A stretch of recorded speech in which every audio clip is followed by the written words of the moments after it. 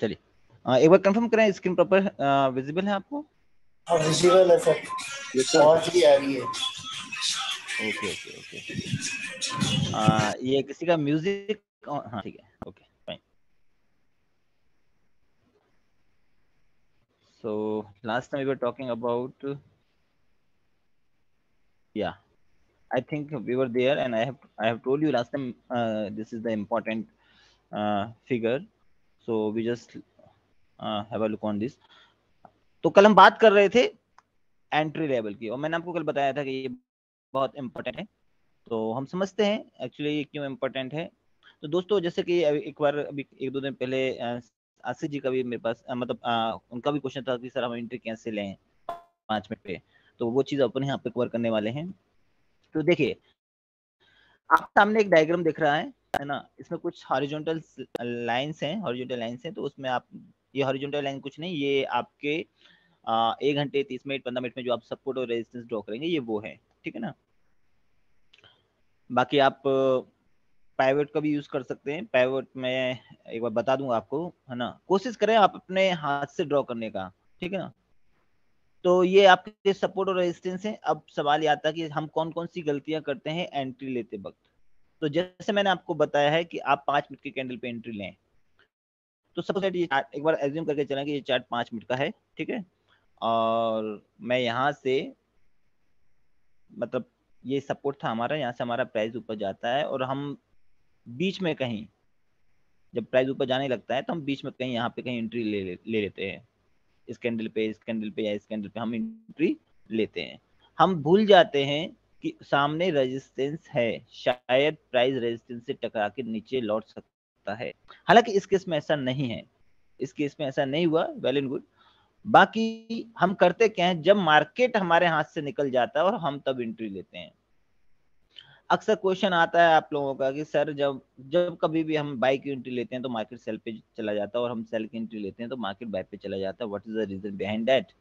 तो ओबियसली बात है कि भाई आप राइट टाइम एंट्री नहीं ले रहे हैं। देखो दोस्तों, फाइनेंशियल मार्केट में, whether it is crypto, stock और फॉरेक्स, कोई भी मार्केट हो, यदि आप उसमें राइट टाइम एंट्री नहीं लेंगे, ठीक है ना, तो क्या होगा, आप बाय करेंगे तो मार्केट सेल पे जाएगा, और सेल करेंगे तो मार्केट बाय पे जाएगा। Right time entry and right time exit बहुत ज्यादा मैटर करता है। फॉर एग्जांपल, मार्केट ऐसे ऊपर जा रहा था, है ना, अब हमने सोचा यार मार्केट, अब आप, मैंने सोचा यहाँ पे एंट्री ले ली, आपने यहाँ पे ले ली, किसी ने यहाँ पे ले ली, यार ऊपर जा रहा है, ऊपर जा रहा है, ट्रेन छूट गई, ट्रेन छूट गई, मतलब एक फोमो में आ जाते हैं, fear of missing out, like हम एक मतलब उसमें आ जाता है कि यार सब कुछ छूट गया यार, अब मैंने एंट्री नहीं ले पाई। तो हम हड़बड़ा के ना यहाँ पे एंट्री ले लेते हैं, जैसे यहाँ पे या यहाँ पे एंट्री लेते हो। जैसे हम एंट्री लेते हैं तो मार्केट पुल बैक करना स्टार्ट कर देता है, क्योंकि मार्केट का तो नियम है, जब इतना ऊपर गया है मार्केट तो पुल बैक तो करेगा। और हम जैसे एंट्री लेते हैं वैसे मार्केट क्या होता है, पुल बैक करने लगता है। तो अक्सर सवाल आता है मेरे पास में कि सर जब हम बाई की एंट्री लेते हैं तो मार्केट सेल पे जाता है। रीजन क्या था सेल पे जाने का, क्योंकि आपने राइट टाइम पे एंट्री नहीं ली, आपको एंट्री यहाँ लेनी थी सपोर्ट पे। अब जब मार्केट यहाँ आ गया और यहाँ पे कोई सपोर्ट है, और यहाँ पे आपको कोई कैंडल बनती हुई दिख रही है, कंफर्मेशन दिख रहा है, तब आप यहाँ से बाई की एंट्री लेंगे, तब आप मार्केट ऊपर जाएगा। और रिसेंट जो रेजिस्टेंस होगा, मान लो सपोज दैट यहाँ कोई रेजिस्टेंस है, तो आप रेजिस्टेंस से पहले ही आप यहाँ से क्या करें, निकल लें। तो ये चीज हम अक्सर बाय या सेल में ये गलती करते हैं, वही चीज आपको इस चार्ट में दिखाने की कोशिश की गई है कि यदि मार्केट आपके हाथ से निकल गया है तो अब बीच में एंट्री ना लें, चलती ट्रेन में ना चढ़े, है ना। तो होगा क्या, यहाँ पे हमें एक सावधानी ये रखनी है कि हम यहाँ पे एंट्री नहीं लेंगे, क्योंकि ऊपर बैठा है रेजिस्टेंस। हालांकि इस केस में ठीक है, कैंडल ने रेजिस्टेंस को तोड़ दिया। अब यहाँ पे एक चीज दोस्तों, जब भी कोई सपोर्ट या रेजिस्टेंस टूटे तो इस चीज का विशेष ध्यान रखना है कि एक अच्छी कैंडल से वो सपोर्ट या रेजिस्टेंस टूटना चाहिए, पहली चीज। दूसरी चीज, वॉल्यूम का भी बहुत ज्यादा ध्यान रखना है। पता चला ये कैंडल छोटी सी बॉडी की है, छोटी सी बॉडी की, तो हम ये मान के चलेंगे ज्यादा अच्छे मार्जिन से इस सपोर्ट को नहीं तोड़ा। मार्जिन का मतलब यहाँ पे लाइक यहाँ से समझ लें, मान लो ये 10 रुपए का प्राइस था और 50 रुपए का क्लोजिंग हो गया, मतलब अच्छी कैंडल है। 10 रुपए का प्राइस है, 12 रुपए पे क्लोज हो गया, 12 रुपए पे यहाँ कहीं क्लोज हो गया फॉर एग्जाम्पल, रेजिस्टेंस के ऊपर। तो वो एक अच्छा कैंडल नहीं है। अच्छी कैंडल मतलब उसकी बॉडी अच्छी हो, तो ठीक है, तो अच्छी बॉडी से यदि कोई कैंडल रेजिस्टेंस को तोड़ती है, अब रेजिस्टेंस टूट गया, क्या मुझे यहाँ पे एंट्री लेनी चाहिए? रेजिस्टेंस टूटने के बाद ये क्लोजिंग हो गई यहाँ पे, क्या मैं इस कैंडल पे एंट्री लूं? नहीं, ऊपर बैठा है रेजिस्टेंस। तो दोस्तों एक चीज ध्यान है, वैसे तो आपको हर कदम पे रेजिस्टेंस सपोर्ट देखने को मिलेंगे, पर हमें इंपॉर्टेंट सपोर्ट और इंपॉर्टेंट रेजिस्टेंस को ही कंसीडर करना है। सपोज दैट ये इंपॉर्टेंट रेजिस्टेंस था, तो फिर हमें इस कैंडल पे एंट्री नहीं लेनी। जो हम गलती करते हैं वो ये है। अच्छा, जब ये इसको तोड़ेगा, इस चीज का विशेष ध्यान रखना है। दूसरी बात कि वॉल्यूम बढ़ रहा है या नहीं बढ़ रहा है, वॉल्यूम की कैंडल बड़ी बड़ी बन रही है कि नहीं बन रही है। यदि वॉल्यूम की कैंडल बड़ी बन रही है, इसका मतलब ये सही टूटा है, रेजिस्टेंस ये वाला सही से टूटा है। यदि वॉल्यूम की कैंडल छोटी है या बाइंग का वॉल्यूम कम हो रहा है, इसका मतलब ये है कि किसी भी क्षण मार्केट नीचे गिर सकता है। आज शायद दिन की क्लास में भी मैंने इस चीज को डिस्कस किया था। नाउ मैं यहाँ पे भी फिर एंट्री नहीं लूंगा। अब मैं क्या करूंगा, मैं वेट करूंगा, या तो प्राइस सपोर्ट पे आए या फिर प्राइस रेजिस्टेंस पे जाए और एक अच्छी कैंडल बने। अब आप देखिए, प्राइस यहाँ से इतना ऊपर गया, बल्कि मैं कहूंगा यहाँ से इतना ऊपर गया, तो ओबियस सी बात, पुल बैक तो करेगा। ऐसा तो है नहीं ऊपर ही जाता रहेगा, पुल बैक तो करेगा। पुल बैक का मतलब क्या होता है? प्रॉफिट बुकिंग होती है दोस्तों। जब कभी चार्ट में प्रॉफिट बुकिंग होने लगती है तो मार्केट रीटेस्ट करने लगता है या पुल बैक करने लगता है, कुछ भी समझ लें आप। तो ये पुल बैक करना स्टार्ट हो गया। अब सवाल ये है, ये पुल बैक कर रहा है, अच्छी बात है, पर जिस रेजिस्टेंस को इसने तोड़ा है, अब वो सपोर्ट की तरह काम करने लगे, मतलब वो प्राइस को नीचे ना गिरने दे, तो ये सही से टूटा है। अदरवाइज किसी भी क्षण प्राइस नीचे आ सकता है और आपको ट्रैप कर सकता है, आप फंस सकते हैं। तो यहाँ पे रेजिस्टेंस बनाम सपोर्ट। ओके, तो रेजिस्टेंस क्या है, अब क्या बन गया? सपोर्ट। तो ये अच्छी बात है ना, कि यहाँ पे हमारा अब रेजिस्टेंस एज अ सपोर्ट की तरह काम करने लगा। अब कुछ भी, कितनी भी विषम परिस्थितियां हो, शायद ये सपोर्ट अब मार्केट को नीचे नहीं गिरने देगा। ठीक है, अब इस सपोर्ट पे फिर एक हैमर टाइप की कैंडल बनी है। यहाँ से हमने कंफर्मेशन लिया, मैं यहाँ से एंट्री नहीं ले सकता क्योंकि ऊपर रेजिस्टेंस है। अब मार्केट जाने लगा, ऊपर वाले रेजिस्टेंस पे नीचे वाले सपोर्ट, ऊपर वाले रेजिस्टेंस नीचे वाले सपोर्ट, मतलब साइडवेज जाने लगा।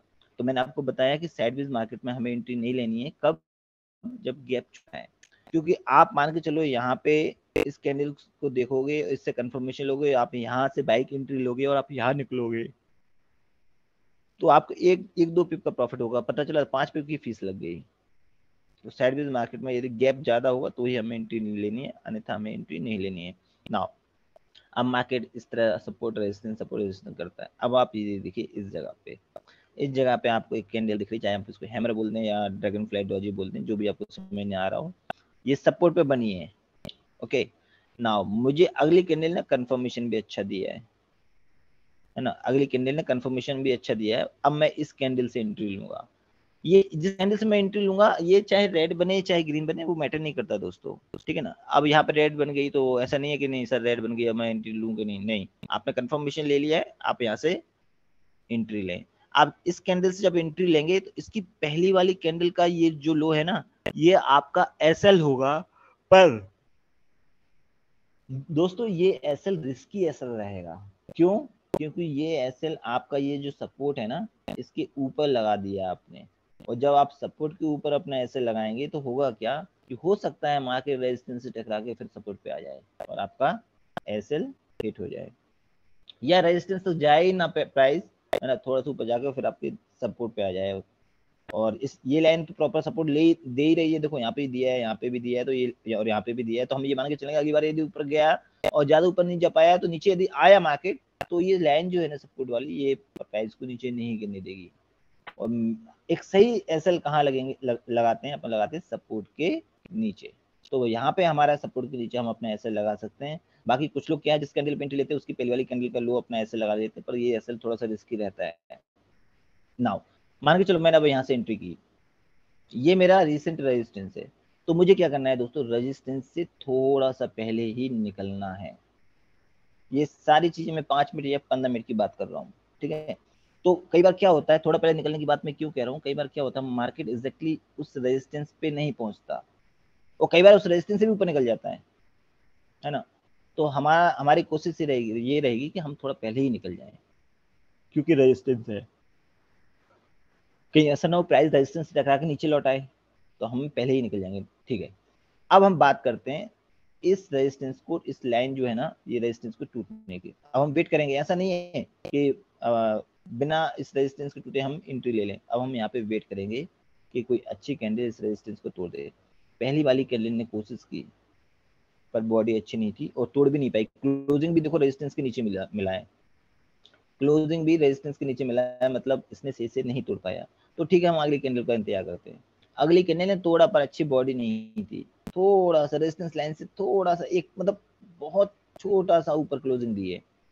तो दोस्तों मैंने अभी बताया था यहाँ पे कि अच्छी कैंडल से टूटे रेजिस्टेंस तो एक अच्छा ब्रेकआउट माना जाता है। अदरवाइज किसी छोटी बॉडी की कैंडल से या कम मार्जिन वाली कैंडल से यदि कोई रेजिस्टेंस टूटता है तो इसमें ये संभावना ज्यादा रहती है कि मार्केट हो सकता है कि नीचे दोबारा आ जाए। इस केस में देखो ऐसा हुआ। अब यदि मैं इस लाइन को थोड़ा सा आगे बढ़ा दूं तो आप देख रहे हैं कि इस सपोर्ट पे ये हैमर टाइप की कैंडल बनी है। इससे मैंने कंफर्मेशन लिया, तो मैं इस कैंडल से एंट्री लूंगा? नहीं, अब मैं यहाँ पे एंट्री नहीं लूंगा क्योंकि रेजिस्टेंस बैठा है जस्ट ऊपर। अब यहाँ पे मेरी एंट्री नहीं बनती। तो मेरी एंट्री कब बनेगी? जब ये लाइन, ये सपोर्ट लाइन अच्छी कैंडल से टूट है। ये देखिए अच्छी कैंडल से टूट है। तो जब ये लाइन अच्छी कैंडल से टूटी तो मैं इस कैंडल से लूंगा। अब देखिए यहाँ पे मैं इस कैंडल से एंट्री ले रहा हूँ, मैं कंफर्मेशन का वेट नहीं कर रहा हूँ। रीजन क्या था मैं कंफर्मेशन का वेट नहीं कर रहा हूँ, बाकी आप करना चाहें तो कर सकते हैं। मैं जिस कैंडल ने तोड़ा है ना वो मारूबुजू कैंडल है, एक अच्छी कैंडल है ना। जबकि आप देखो यहाँ पे इसमें शायद आपको अपर विक दिख रही हो या नहीं दिख रही हो, इसमें अपर विक है। अपर विक जब इस है तो इसमें मतलब ये है कि ठीक है अच्छी कैंडल ने तोड़ा तो है, पर अपर विक का फॉर्मेशन ये दर्शाता है कि शायद सेलर एक्टिवेट हैं। इसलिए मैंने यहाँ पे कंफर्मेशन के लिए बात की, पर मैं यहाँ पे कंफर्मेशन की बात नहीं कर रहा हूँ। बाकी आप कंफर्मेशन लेकर ट्रेड करें। तो मैं यदि इस कैंडल पे एंट्री लेता हूँ, इस ग्रीन वाली कैंडल पे एंट्री लेता हूँ, तो इसकी पहली वाली कैंडल का लो हमारा एसएल होगा और जो कि सपोर्ट लाइन से नीचे है। तो हमें तो सपोर्ट लाइन के नीचे ही एसएल चाहिए था, तो हम अपना एसएल यहाँ लगाएंगे और यहाँ से एंट्री लेंगे। जब मैं यहाँ से एंट्री लूंगा तो ये नेक्स्ट जो रेजिस्टेंस है उसके पहले ही निकल जाऊंगा, उसके पहले ही मुझे निकलना है। अब कुछ लोग कहेंगे नहीं सर मैं ऐसा करता हूँ कंफर्मेशन ले लेता हूँ। तो कंफर्मेशन लेंगे तो आप इस कैंडल से एंट्री लेंगे, इस कैंडल से एंट्री लेंगे, तो इसकी पहली वाली कैंडल का यदि लो आप ऐसे लगाएंगे तो ये रिस्की हो जाएगा। तो एक सही एसएल सपोर्ट के नीचे या रेजिस्टेंस के ऊपर प्लेस होता है। नाउ मैं इससे पहले ही निकल जाऊंगा। अब मैं इस रेजिस्टेंस को टूटने का वेट करूंगा। अब समझिए आप, अब मैं देखो यहाँ पे भी रेजिस्टेंस टूटा, यहाँ भी रेजिस्टेंस टूटा और यहाँ भी रेजिस्टेंस टूटा। दोस्तों जब भी रेजिस्टेंस या सपोर्ट टूटे वॉल्यूम को जरूर देखना है, वॉल्यूम प्राइस के साथ है या नहीं है। मतलब यदि प्राइस बढ़ रहा है वॉल्यूम बढ़ रहा है तो इसका मतलब सही टूटा है और आगे मार्केट जाएगा। पर प्राइस ऊपर बढ़ रहा है और वॉल्यूम कम हो रहा है बाइंग का, तो इसका मतलब ये है किसी भी क्षण मार्केट पुल बैक कर सकता है, लौट लौट के आ सकता है। अब यहाँ पे रेजिस्टेंस टूटा है, अच्छी कैंडल ने रेजिस्टेंस तोड़ा है, पर इस अच्छी कैंडल रेजिस्टेंस तो तोड़ा पर इसको ऊपर वाली विक बड़ी बनी है। तो कहीं ना कहीं ये मुझे ये संकेत दे रही है, ठीक है कैंडल अच्छी है, कहीं ना कहीं मुझे ये संकेत दे रही है कि कहीं सेलिंग प्रेशर तो हावी नहीं हो रहा है इस पे। तो यदि ये मारूबुजू टाइप की कैंडल बन जाती, मारूबुजू कैंडल का मतलब क्या होता है, पूरा मार्केट बायर के कंट्रोल में, पर यहाँ मारूबुजू तो नहीं है, यहाँ तो लॉन्ग लेग पीरियड कैंडल है। तो यहाँ पे जब ऊपर अपर भी छूट गई तो इसका मतलब ये है कि मैं अगली कैंडल से कंफर्मेशन लूँ। अगली कैंडल ने कंफर्मेशन नहीं दिया क्योंकि अगली कैंडल की क्लोजिंग यहाँ पर नीचे हुई है और इसकी क्लोजिंग ऊपर है। तो मैंने एक चीज बोला था, आप चाहें तो इसकी अगली वाली कैंडल से भी कंफर्मेशन ले सकते हैं, बशर्ते ये कैंडल से जब भी आप कंफर्मेशन लेंगे तो ये कैंडल बहुत अच्छी कैंडल होनी चाहिए, बहुत अच्छी मतलब बहुत बड़ी बड़ी वाली कैंडल होना चाहिए मारूबुजू टाइप की।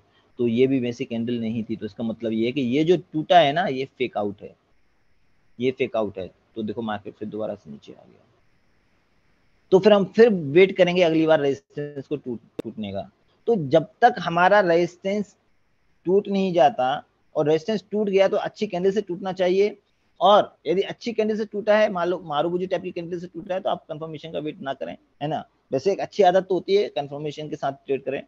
ये सारी चीजें तो देखो एक्सपीरियंस के साथ आएंगी, जब आप रियल अकाउंट पे ट्रेड करेंगे तो वो सारी चीजें एक्सपीरियंस के साथ आपको देखने लगेंगी। बाकी यदि कोई रेजिस्टेंस टूटता है और अपर विक बड़ी बनती है तो कहीं ना कहीं वो ये दर्शाती है कि मार्केट में सेलिंग प्रेशर हावी है, चाहे वो हिडन सेलिंग प्रेशर हो, दिख ना रहा हो, पर मार्केट में सेलिंग प्रेशर है। तो ये सारी चीजें जो हम अक्सर चार्ट में देखते वक्त गलतियां करते हैं, मैं इस चीज को थोड़ा सा एक लाइव ले जाता हूँ।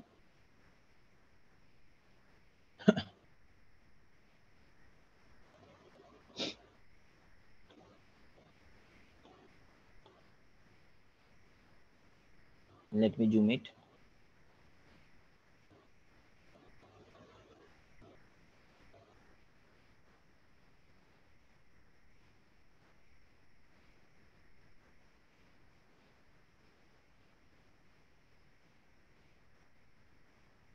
अब मैं आपको दिखाने की कोशिश करता हूँ कि सपोर्ट और रेजिस्टेंस ब्रेकआउट।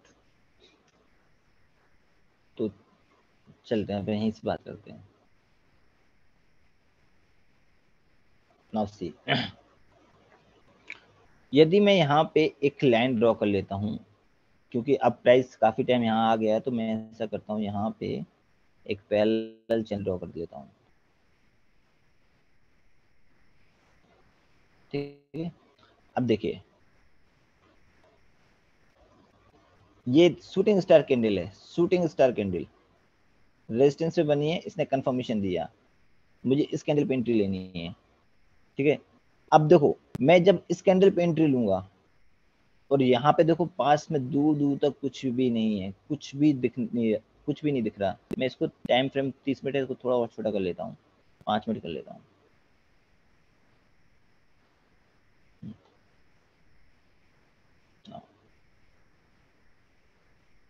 चलिए अब समझ में आएगा।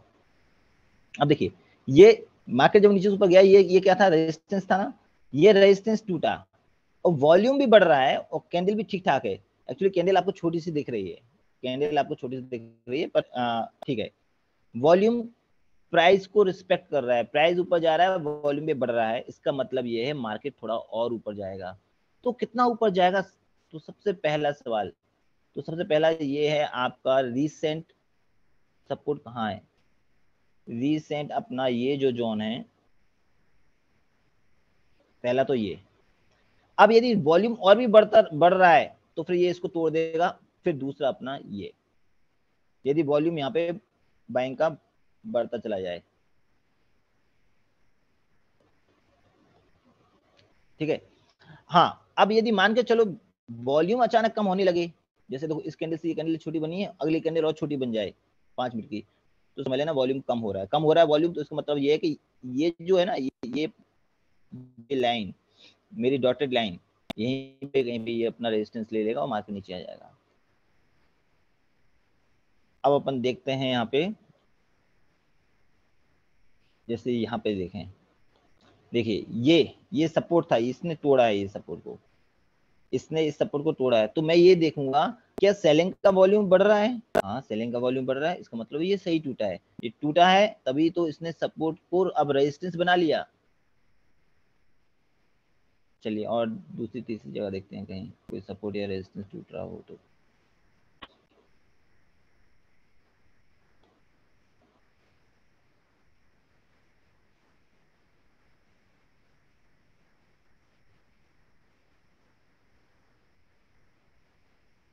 ये देखिए ये अपनी लाइन थी, है ना, इस लाइन को थोड़ा सा मोटा बना देता तो और भी अच्छा क्लियर होता सिनेरियो। तो मैं इसको थोड़ा सा थोड़ा सा मोटा ड्रॉ कर देता हूँ। चलिए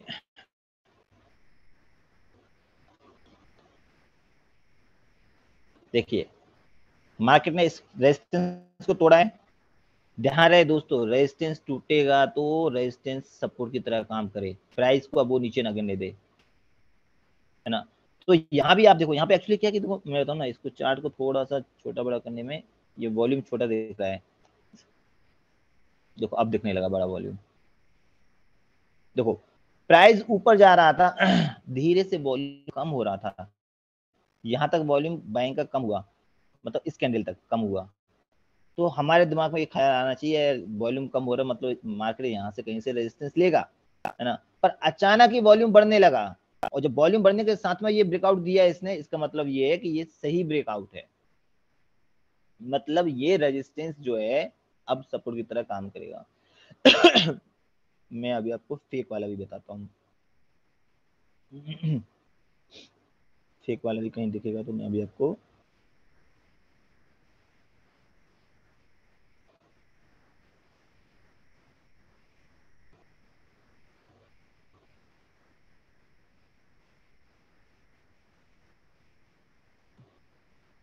ये जो कैंडल है ना बड़ी वाली, I think this is the impact of news.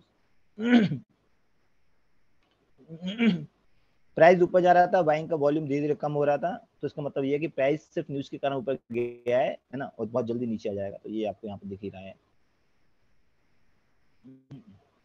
ये सपोर्ट था, इसने इसको तोड़ा, इसने इसको तोड़ा, सेलिंग का वॉल्यूम बढ़ रहा है, इसका मतलब सही तोड़ा है, मार्केट ऊपर दोबारा नहीं जाएगा।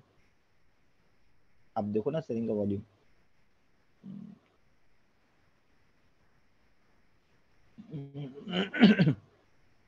ये देखो सेलिंग का वॉल्यूम।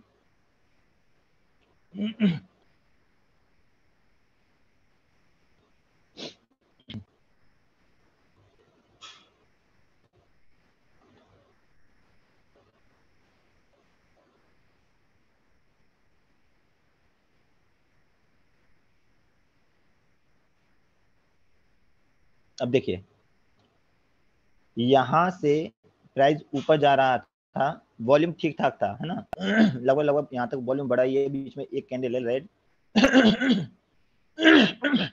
सॉरी, यहाँ पे आपका चाहे तो इसको बोल दें, इसको आप हैंगीमैन बोल दें, या फिर आपको जो डॉजी दिख रही है ड्रैगन फ्लाई, तो ड्रैगन फ्लाई डॉजी बोल दें। बाकी ये देखो शूटिंग स्टार टाइप की कैंडल बनी है।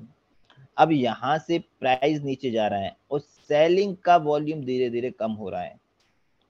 अब ये लगातार कम होता रहता है, लगातार सेलिंग का कम होता रहता तो मार्केट ऊपर चला जाता, पर हुआ क्या, अचानक दो कैंडल सेलिंग की और बड़ी बन गई। इसका मतलब ये है कि मार्केट में सेलिंग अभी भी है। बीच में इस कैंडल के कारण हमें ऐसा लगा थोड़ी देर के लिए कि शायद मार्केट बाइंग की दिशा में जाने लगे, पर ये हुआ क्या, सेलिंग में, क्योंकि ये दोनों कैंडल बहुत बड़ी बड़ी बन गई। यहां से देखो मार्केट ऊपर जा रहा है, मार्केट ऊपर जा रहा है तो वॉल्यूम बढ़ रहा है। कहने का मतलब ये है दोस्तों, जब भी कोई सपोर्ट या रेजिस्टेंस, अब देखो प्राइस यहाँ पे था, बहुत सारी कैंडल, देखो इस कैंडल ने कंफर्मेशन दिया, इसने कंफर्म किया, इसने भी दिया, ये भी बोली, ये भी बोली, चार पांच कैंडल ने आपको कोई बता दिया कि यहाँ से मार्केट ऊपर जाएगा क्योंकि सपोर्ट पे है। वैसे भी मैंने बताया है, जब सपोर्ट पे लोगों बड़ी बड़ी बनती हैं दोस्तों, तो ये माना जाता है कि किसी भी क्षण मार्केट ऊपर जाएगा। तो क्या मार्केट जब प्राइस ऊपर जाने लगा तो क्या वॉल्यूम बढ़ रहा है? हाँ, वॉल्यूम बढ़ रहा है। ये देखिए अब देखो इस बार है ना मार्केट रेजिस्टेंस पे नहीं पहुंचा, रीजन बीइंग मार्केट ने इस एरिया में अपने आप को काफी समय तक होल्ड किया था, इसलिए यहीं तक पहुंच पाया। तो आई थिंक आपको ये जो मैंने डायग्राम डिस्कस किया है इसके बारे में चीजें क्लियर हुई होंगी। जब मार्केट दोस्तों नीचे आ रहा है, देखिए आप मार्केट ऊपर से नीचे आ रहा है, मान लो ये सपोर्ट है, इस पे आपका ये हैमर बना है, हैमर के बाद अगली कैंडल ने कंफर्मेशन दिया है। अगली कैंडल ने कंफर्मेशन दिया तो मैं इस कैंडल से एंट्री लूंगा। जब मैं इस कैंडल से एंट्री लूंगा तो मेरा एसएल, इसकी पहले वाली कैंडल का लो मेरा एसएल होगा, जो कि रिस्की रहेगा दोस्तों, तो मैं अपना एसएल यहाँ लगाऊंगा, मैं अपना एसएल यहाँ पे लगाऊंगा और मैं यहाँ पे एंट्री लूंगा। 1 मिनट दोस्तों।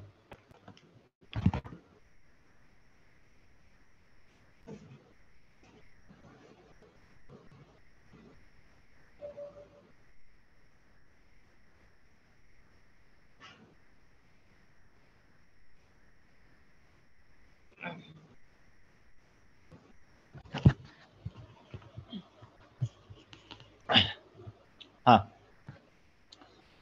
तो यहाँ से मैं एंट्री लूंगा, इसके पहले वाली कैंडल का लो मैं ऐसे लगाऊंगा तो ये रिस्की होगा, इसलिए मैं अपना एसएल सपोर्ट के नीचे लगाऊंगा। मैंने एंट्री तो यहाँ से ले लिया, मुझे निकलना कहाँ है। आप देखो रिसेंटली प्राइस किस जगह ज्यादा से ज्यादा होल्ड किया है, इस जगह पे, तो आपको यही निकलना है। बाकी यदि मार्केट यहाँ आ जाए तो आप ये एरिया पे ज्यादा होल्ड किया है तो आप यहाँ पे अपना टीपी लगा सकते हैं।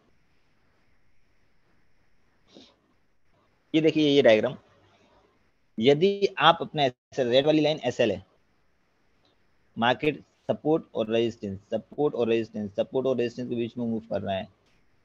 यदि आपने अपना एसएल मतलब ये रेड वाली लाइन इस ब्लू वाली लाइन मतलब सपोर्ट के नीचे लगा दिया तो आपका एसएल बचा रहेगा। पर आपने यदि ब्लू वाली लाइन के ऊपर अपना एसएल लगा दिया तो आप खुद उसको बोल रहे हो कि भाई आओ हमारा एसएल को खाओ। तो एक सही तरीका एसएल लगाने का होता है सपोर्ट के नीचे। नाउ जब मार्केट ऊपर जा रहा है और इस तरह की कैंडल शूटिंग स्टार, कुछ लोग इसको पिन बार बोलते हैं, शूटिंग स्टार टाइप की कैंडल बनती है, तो हमें क्या करना है, रेजिस्टेंस पे बने तो ध्यान रहे रेजिस्टेंस पे बनना चाहिए। अगली कैंडल से कंफर्मेशन लिया, इस कैंडल से मैं एंट्री लूंगा और निकलना कहाँ है, प्राइस ने ज्यादा से ज्यादा समय कहाँ व्यतीत किया है, किस लाइन पे व्यतीत किया है, इस लाइन पे, तो मैं यहीं पे निकल जाऊंगा।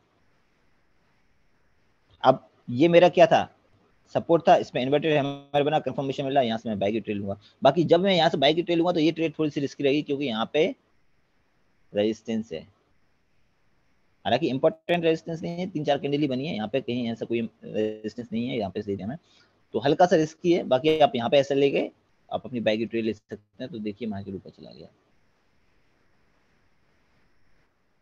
Now accumulation and the distribution face. Accumulation face वो फेस होता है जब मार्केट नीचे से ऊपर जा रहा है कंटिन्यूअसली और अचानक साइडवेज जाने लगे, जैसे ऐसे ऐसे ऊपर जा रहा था और अचानक ऐसे ऐसे साइडवेज जाने लगे, साइडवेज, तो इसको बोलते हैं एक्यूमुलेशन फेस।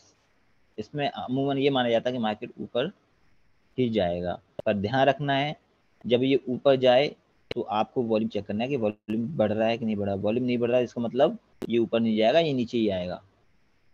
इसलिए मैंने बोला अमूमन केस। फाइनेंशियल मार्केट में कई क्वेश्चन आते हैं आप लोगों से ऐसे कि सर ऐसा आपने ऐसा बताया, ऐसा नहीं हुआ। कोई भी चीज 100% श्योर नहीं होती दोस्तों। मैं मेंटर हूं, मैं सिर्फ प्रेडिक्ट करके बता सकता हूँ कि मुझे इस तरह का रुझान दिख रहा है, but it doesn't mean that I am always correct. तो इसको एक्यूमुलेशन फेज बोलते हैं। नाउ मार्केट यदि नीचे गिर रहा है, ऐसा तो है नहीं एक साथ गिरेगा, एक साथ थोड़ा नीचे गिरेगा फिर ऊपर जाएगा फिर थोड़ा नीचे, तो अचानक यदि वो इस तरह साइडवेज जाने लगे तो इसको बोलते हैं डिस्ट्रीब्यूशन फेज। इसको मैं ये माना जाता हूँ मार्केट नीचे आएगा, पर सेलिंग का वॉल्यूम बढ़ना चाहिए उस समय।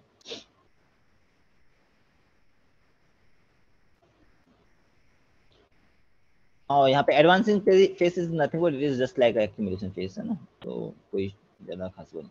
अब देखिए मार्केट जब नीचे आया, आपको देखो डाउन ट्रेंड में पूरा ऑल ओवर देखा जाए तो डाउन ट्रेंड ही है, आपको हैमर बनते हुए देखा, इस कैंडल से कंफर्मेशन ली, कंफर्मेशन कैंडल कितनी गजब थी, और आप इस कैंडल से एंट्री लेंगे तो दोस्तों ये एंट्री थोड़ी सी रिस्की रहेगी क्योंकि यहाँ एक लोकल छोटा, हालांकि ज्यादा स्ट्रॉन्ग नहीं है तो आप छोड़ इग्नोर कर सकते हैं, ज्यादा स्ट्रॉन्ग रेजिस्टेंस नहीं होना चाहिए।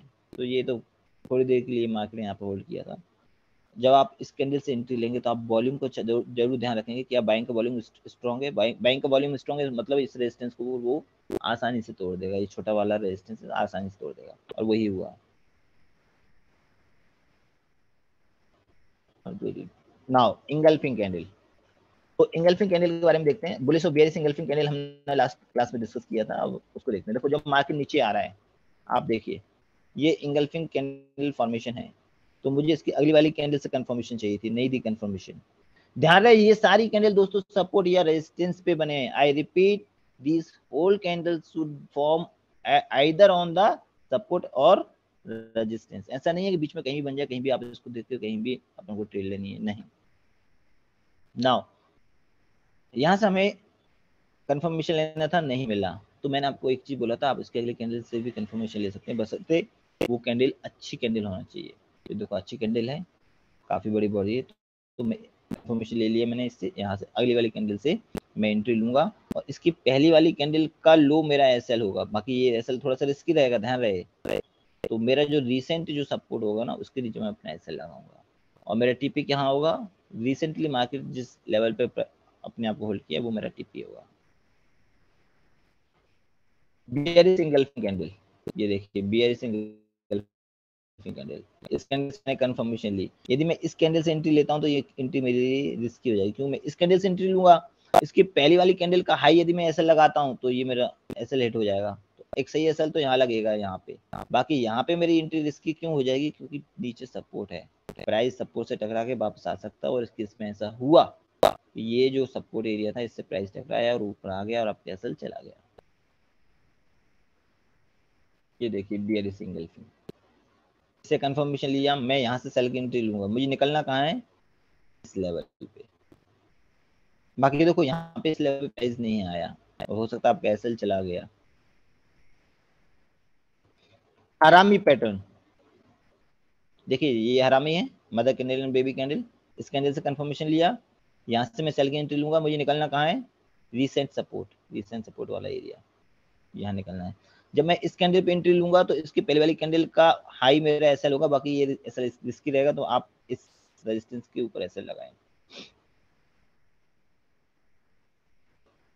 अब देखिए यहाँ पे आपका हरामी पैटर्न बना है पर इसने प्रॉपर प्ले आउट नहीं हुआ, यहाँ पे आपका हरामी पैटर्न बना है, प्रॉपर प्ले आउट नहीं हुआ।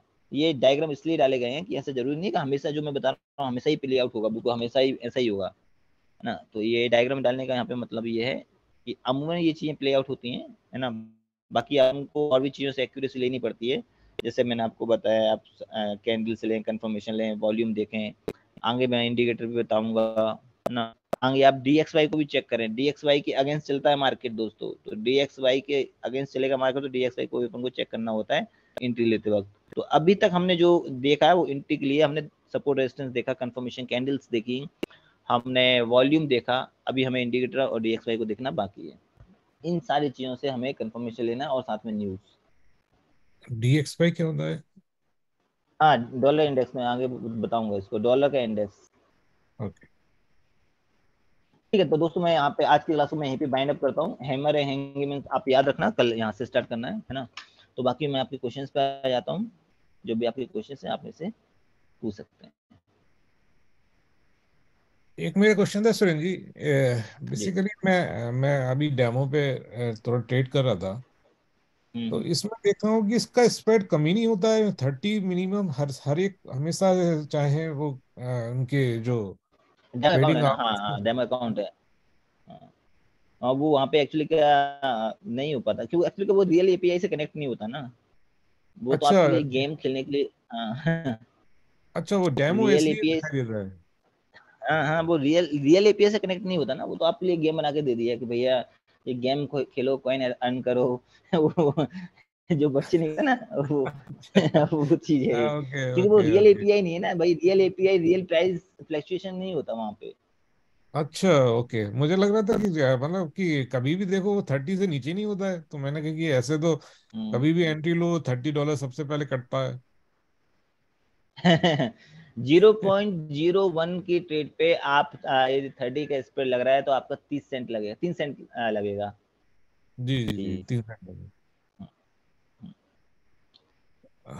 यार एक मेरा बस यही क्वेश्चन है क्वेश्चन था, डिजिटल बाकी तो वॉचर आज सर, ये और तो कुछ खास नहीं है आज। अच्छा अच्छा, एक क्वेश्चन आया मेरे पास में राकेश जी का, कि बोले कि ट्रेडिंग व्यू में वॉल्यूम की कैंडल कहाँ से ड्रॉ होंगी। दोस्तों यदि आप forex.com पे देख रहे होगे तो नहीं आपको मिलेगा, बाकी आप FXCM ओंडा और जो भी है वहां से आप कहीं से भी चार्ट को देखेंगे ना, आप forex.com पे देखेंगे ना तो नहीं दिखेगा, आप FXCM को खोल लें, ओंडा को खोल लें, IC को खोल लें, बिटस्टैम्प को खोल, किसी को खोल लें, आपको हर जगह दिख जाएगा। और पर आप forex.com को खोलेंगे, जैसे मैंने खोल दिया तो वॉल्यूम गायब हो जाएगा। आज नहीं हुआ गाइस, हाँ हो गया, गया वॉल्यूम। तो बस ये ऐसा क्यों होता फॉरेक्स है? डॉट कॉम पर देना अच्छा, उसमें अवेलेबल नहीं होगा। है। हाँ, फॉरेक्स.com वालों ने शायद उसको कनेक्ट नहीं किया होगा, वॉल्यूम के ओके, एपीआई को कनेक्ट नहीं किया होगा उन्होंने। अच्छा ये यहाँ के ब्रोकर्स हैं। ग्लोबली ब्रोकर्स हैं, पता नहीं कौन किस देश का है ना, ये बहुत सारे ब्रोकर्स हैं। ओके